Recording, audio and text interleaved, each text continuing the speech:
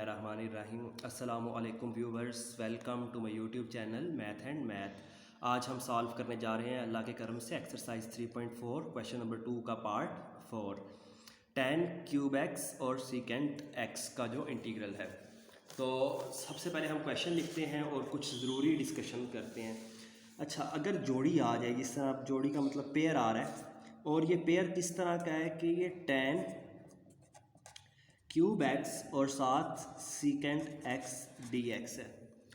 तो अगर इस तरह की आपके पास पेयरिंग आ जाए tan की सीकेंट के साथ और cot की कोसिकेंस के साथ, तो हमारे जो मतलब प्रोसीजर होता है वो काफ़ी मिलता जुलता होता है। कैसे कि अब आपको पता है tan का डेरिवेटिव होता है सीकेंट स्क्वायर, ठीक है, जबकि सीकेंट का डेरिवेटिव क्या होता है, मैं दोनों लिखता हूँ। सीकेंट एक्स का जो डेरिवेटिव होता है वो होता है सीकेंट एक्स tan एक्स, ठीक है। अगर फंक्शन सीकेंट एक्स हो तो उसका डेरिवेटिव, अगर ये फंक्शन है तो ये उसका क्या है, डेरिवेटिव है। इसी तरह अगर हम tan का डेरिवेटिव डिस्कस करते हैं तो tan का डेरिवेटिव क्या होता है, सीकेंट स्क्वायर एक्स। मतलब सीकेंस का डेरिवेटिव सीकेंस एक्स tan एक्स और tan का डेरिवेटिव सीकेंट स्क्वायर एक्स होता है। तो हमारी स्ट्रैटेजी ये होती है कि हम इंटीग्रेशन के अंदर जो फंक्शन है अगर उसके साथ उसका डेरिवेटिव आ रहा हो और फंक्शन की जो होल पावर है वो -1 के अलावा हो, तो हम कुछ पावर रूल वगैरह अप्लाई कर सकते हैं, जैसे कि n+1/n+1+c। यहाँ पर हमने इंटीग्रेशन करनी है तो ये कुछ चीज़ें के सीकेंस का जो डेरिवेटिव है वो सीकेंट एक्स tan एक्स है और tan एक्स का जो डेरिवेटिव है वो सीकेंट स्क्वायर एक्स है। जबकि अगर फंक्शन के साथ उसका डेरिवेटिव एग्जिस्ट कर रहा हो तो पावर रूल लगाया जा सकता है। यानी कि अगर मैं इसको इस तरह ब्रेक करता हूँ, ठीक है,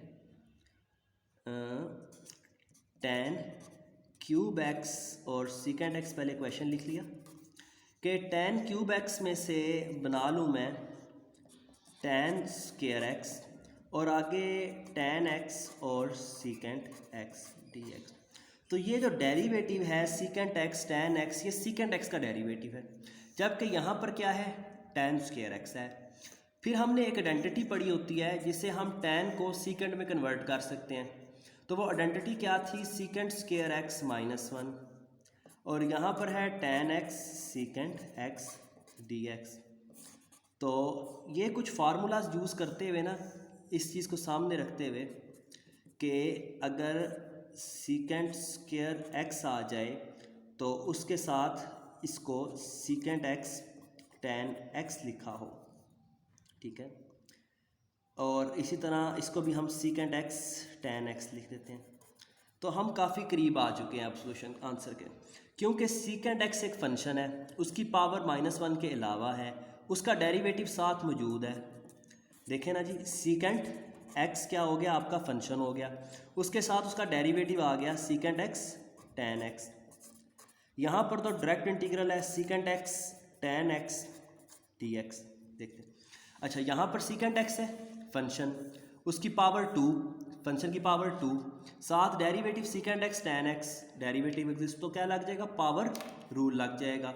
तो यहाँ पर आ जाएगा आपके पास सीकेंट एक्स की पावर 2+1/2+1। फिर हम जब इंटीग्रेशन के हमने फार्मूले पढ़े थे डिग्री 1 के, उसमें देखा था सीकेंट एक्स tan एक्स किसका है, इंटीग्रल सीकेंट एक्स का, क्योंकि डेरिवेटिव लिया सीकेंट एक्स का तो क्या आया, सीकेंट एक्स tan एक्स। तो इंटीग्रल इसका उल्ट होता है, तो सीकेंट एक्स tan एक्स का इंटीग्रल क्या होगा, सीकेंट एक्स होगा। तो यहाँ पर क्या आ जाएगा, माइनस के साथ सीकेंट एक्स प्लस सी। तो ये आपके पास आंसर आ गया secant cube x by 3 minus secant x plus c. अब आंसर देखते हैं, क्योंकि इधर जो है वो क्यूब में क्या है, tan है, और इधर क्यूब में क्या है, सीकेंट है। तो क्या हम कन्वर्ट करना चाहिए, हमें दोबारा से tan में जाना चाहिए या सीकेंट में, ये आंसर ठीक है। वैसे तो ये आंसर ठीक है, एक्यूरेट होगा इंशाल्लाह। जस्ट हमें देखना ये है कि बुक के एंड पर जो आंसर लिखा हुआ मैंने कन्वर्ट तो नहीं किया, तो बुक के एंड से आंसर टैली कर लेते हैं। हाँ जी, जिस चीज़ का डर था वही हुआ हुआ है बुक में। उन्होंने क्या किया हुआ है, इसको देखें, secant x ten square x minus 2 secant x. तो इन्होंने कन्वर्ट करने को प्रेफर किया है कि इसको क्या कर लिया गया है, कन्वर्ट कर लिया गया है। तो हम भी कन्वर्ट कर लेते हैं, इतना मुश्किल मतलब कॉम्प्लिकेटेड स्टेप नहीं है, जस्ट ये है कि एक आंसर को मतलब ज़रा खूबसूरती की गर्ज से आप कह सकते हैं।